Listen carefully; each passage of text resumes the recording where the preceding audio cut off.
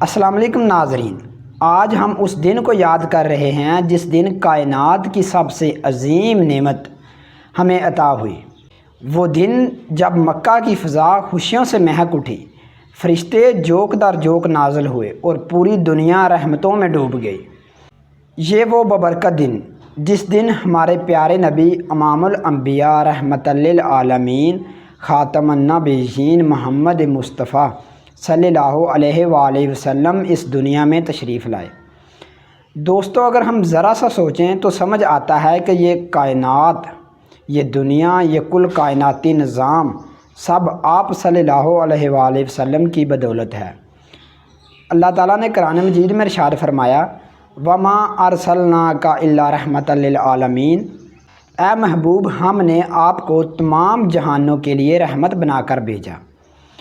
ذرا سوچیں، وہ نبی صلی اللہ علیہ وآلہ وسلم جن کے آنے سے اندھیروں میں ڈوبی انسانیت کو روشنی ملی، ظلم میں بسی ہوئی امت کو انصاف ملا، ماں کے قدموں تلے جنت اتری، بیٹی کو ذلت سے عزت ملی، غلام آزاد ہوئے اور ایک نئی صبح نے جنم لیا۔ اور ناظرین، حضور صلی اللہ علیہ وآلہ وسلم کی ولادت صرف ایک دن کی خوشی نہیں، یہ پیغام ہے کہ ہم اپنی زندگی کو ان کی سیرت کے مطابق ڈالیں۔ سیرت نبی صلی اللہ علیہ وآلہ وسلم ہی وہ واحد راستہ ہے جو ہمیں عزت، کامیابی اور اللہ تعالیٰ کی رضا تک لے جاتا ہے۔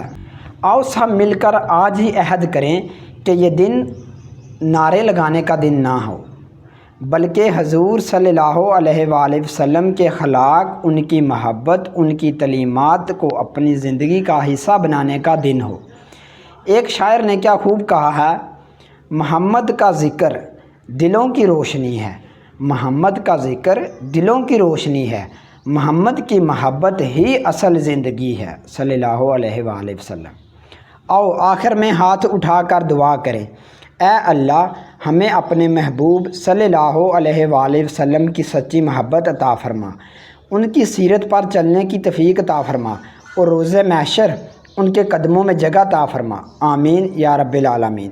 اور سب دوست کمنٹ میں ایک ہی نعرے کی فضا بلند کریں، تاجدار ختم نبوت، زندہ باد، زندہ باد، زندہ باد۔